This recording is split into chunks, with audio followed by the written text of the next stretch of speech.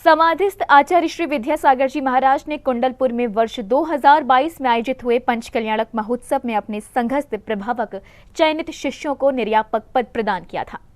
आचार्य श्री को तो तभी भान हो गया था आने वाले समय में निर्यापक संघ की समस्त अनुज मुनि संघ और भक्तों को कितनी जरूरत पड़ने वाली है। तभी आचार्य श्री ने कह दिया था कि आगे ये निर्यापक संघ ही सब संभालेंगे। हमारे पास कोई किसी को नहीं रखा, 3-4 महाराजों को रखा है।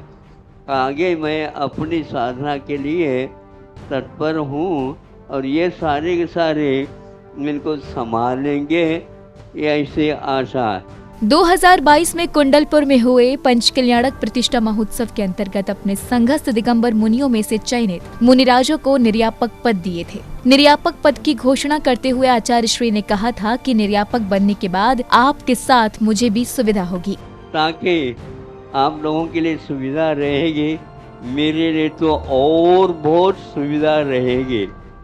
इसके बाद ही आचार्य श्री गुरुवर ने निर्यापक श्रमणों के नामों की घोषणा शुरू की, जिसमें प्रथम निर्यापक मुनिश्री समय सागर जी महाराज, फिर निर्यापक मुनिश्री योग सागर जी महाराज, निर्यापक मुनिश्री नियम सागर जी महाराज और निर्यापक मुनि पुंगव श्री सुधा सागर जी महाराज के बाद मुनिश्री समता सागर जी महाराज का नाम निर्यापक श्रेणी में घोषित किया।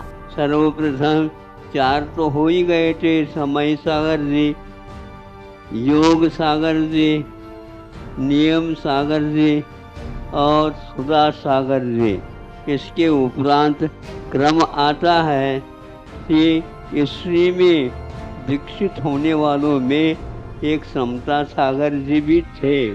निर्यापक श्रीमन समता सागर जी महाराज की, पंचम निर्यापक समता सागर जी महाराज की। षष्ठम निर्यापक श्रमण के रूप में मुनिश्री प्रशांत सागर जी महाराज का नाम घोषित करते हुए मुनिवर के संघ संगठन के गुणों से भी सबको अवगत कराया।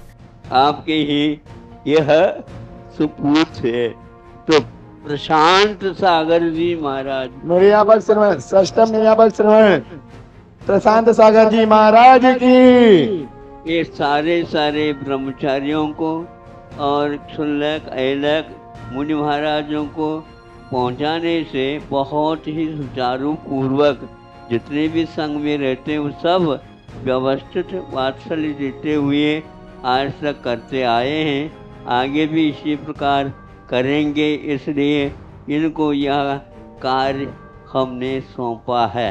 सप्तम निर्यापक के रूप में आचार्य श्री ने मुनिश्री प्रसाद सागर जी महाराज को चुना। बुंदेलखंड में ही एक प्रसाद सागर जी महाराज को।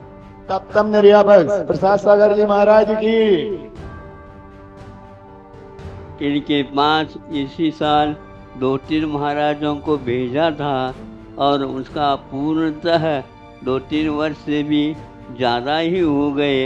इन्होंने इसका निर्वाह किया है आज्ञा के साथ और आगे इसी प्रकार ये अध्ययन अध्यापन साधना आदि कराते हुए जैसे आप लोग अपने बच्चों को निभाते हैं उसी प्रकार ये आगे निभाएंगे। अष्टम निर्यापक मुनिश्री अभय सागर जी महाराज के नाम की भी घोषणा आचार्य श्री ने मंच से की थी।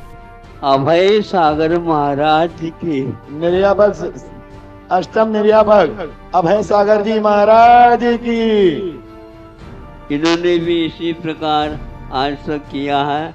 यद्यपि ये बहुत व्यस्त रहते हैं इनका कार्यक्रम, फिर भी आगे के लिए हम कहेंगे संघ यदि संघ बढ़ जाता है तो आप उसमें से समय कम करके इनको दे देंगे तो बहुत अच्छा रहेगा। 9वें निर्यापक मुनिश्री संभव सागर जी महाराज और 10वें निर्यापक मुनिश्री वीर सागर जी महाराज के नाम को चुनने के बाद आचार्य श्री गुरुवर के समस्त निर्यापक मुनि संघ के दायित्वों को भी याद दिलाया था। संभव सागर जी महाराज निर्यापक श्रमण संभव सागर जी महाराज की। 9वें निर्यापक श्रमण। फिर इसके उपरांत कि बहुत चाहते तो नहीं थे लेकिन हर एक व्यक्ति हर एक महाराज आदि सबका यही है कि हम तो महाराज जी के गुरु जी के पास ही रहेंगे।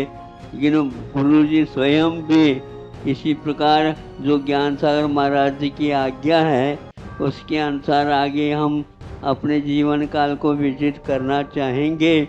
इसलिए आप लोगों को यह दायित्व दिया जा रहा है। वीर सागर जी महाराज। प्रसन्न निर्यापक श्री वीर सागर जी महाराज की। आचार्य श्री की समाधि के बाद उनके संघस्थ कई मुनियों ने ये बताया कि आचार्य श्री कई सालों से उत्कृष्ट समाधि की यात्रा पर अग्रसर थे। यही कारण है कि जब कुंडलपुर में ये शिष्य एकत्र हुए थे, तभी आचार्य श्री ने इन्हें अपनी जिम्मेदारियां सौंप दी थी। जैन फोकस के लिए कुंडलपुर, मध्य प्रदेश से ब्यूरो रिपोर्ट।